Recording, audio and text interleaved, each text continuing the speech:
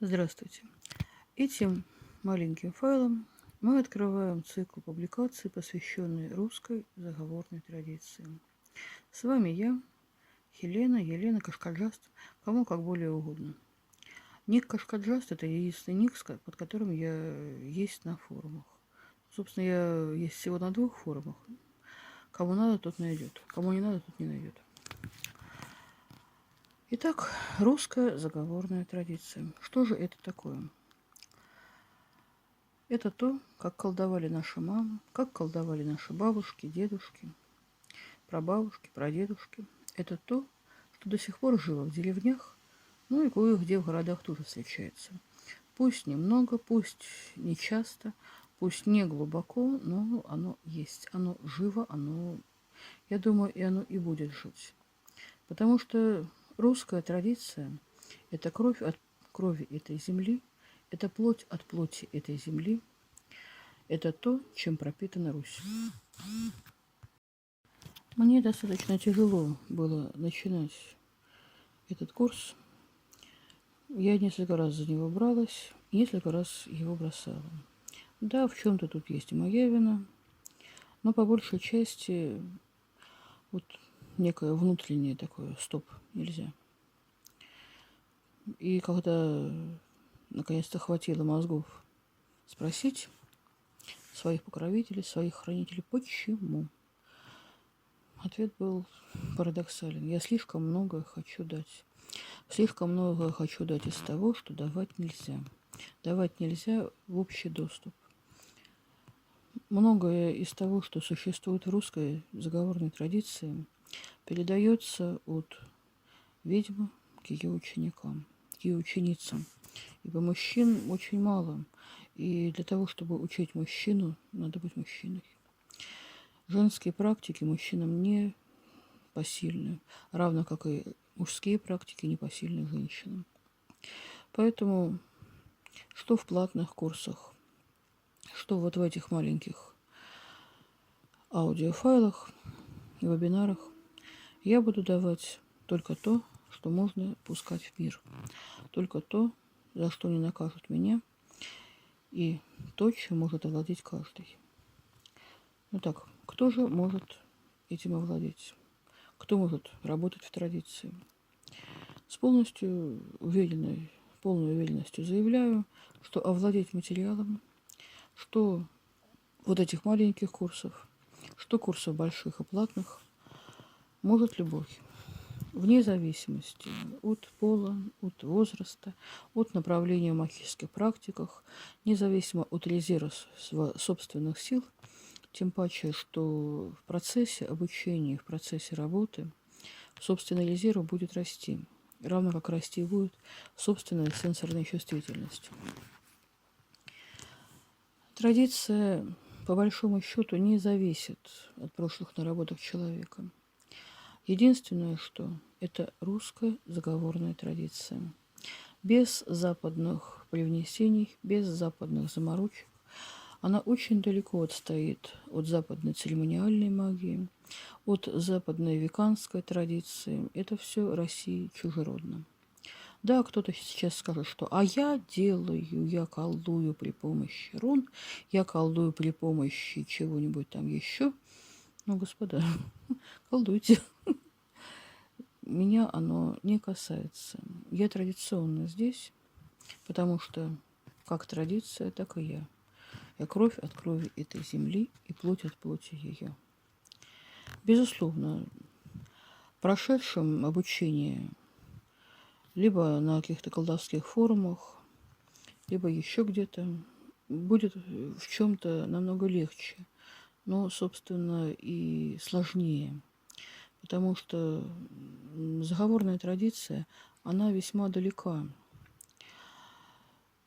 от западной церемониальной магии, а большая часть курсов, которые сейчас есть,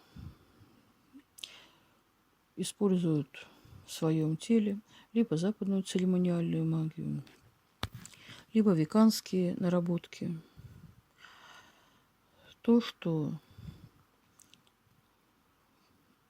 в традиционной работе неприменимо. И многое из того, что вы узнали на других курсах, лекциях, семинарах, придется отбросить. Как неподходящее, да и, собственно, лишнее для русской заговорной традиции. Она русская. С другой стороны, пройдет совсем немного времени, и вы сможете помочь себе, сможете помочь своим близким, и если захотите, своим друзьям. Традиция многогранна. Это и лечение, это и решение каких-то социальных проблем, это лечение семейных проблем. На самом деле очень-очень многое можно сделать, пользуясь теми инструментами, теми возможностями, которые дает русская заговорная традиция. Очень хорошо то, что традиционную заговорную работу можно абсолютно изумительно совмещать с русским же травничеством.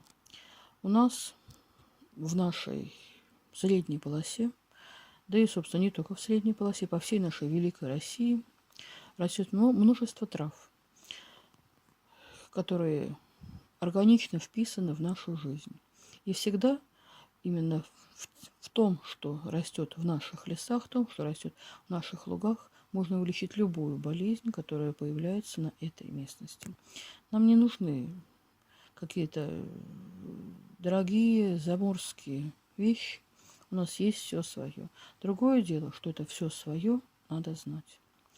Я постараюсь дать канву, дать тот минимум, на котором каждый сможет поставить и выстроить свою жизнь.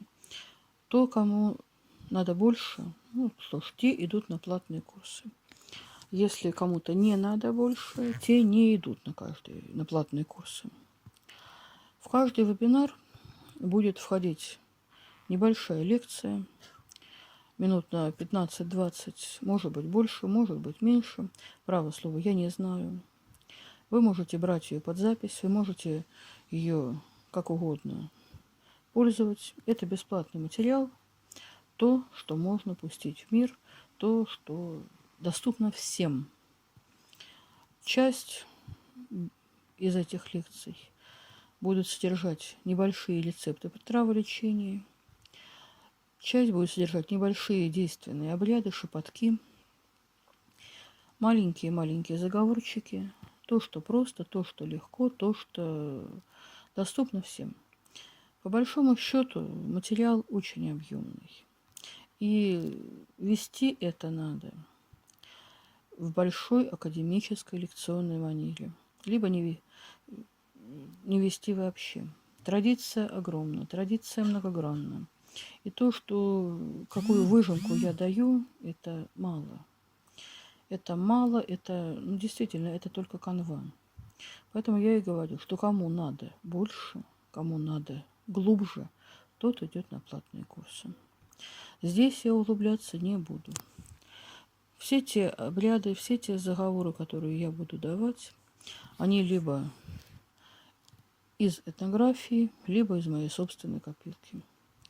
По траволечению будут предложены готовые усредненные рецепты, но опять-таки очень и очень сильно базовые. Настолько базовые, что это только канва. Даже не потому, что кому-то что-то жаль. Я считаю, что любой труд, любые знания должны быть оплачены. Тем более должно быть оплачено долгое и многолетнее обучение. Ни для кого не секрет, что целителя, травника, заговорника, ведьму их учат с детства. Кто-то пришел учиться уже в сознательном возрасте для решения каких-то своих проблем. Их мало. Их мало не только потому, что мало желающих. Желающих много. Их мало потому, что жить в полном вовлечении можно только в детстве. Только в детстве человек впитывает мир, человек открыт миру. С возрастом появляются свои вопросы, свои мнения, свои желания. Ребенку здесь легче. Ребенок более чист, более открыт. Ну, в общем-то, резонов у ребенка гораздо меньше, нежели у взрослого. И, как это помягче сказать-то, лицемерства у ребенка нет. Взрослые, к сожалению, здесь, увы, проигрывают. Ну что ж, на этом наша вводная лекция закончена. 10 минут, я считаю, это вполне достаточно. Кому интересно, кого заинтересовало, тот идет на следующую лекцию. Доброго всем времени суток.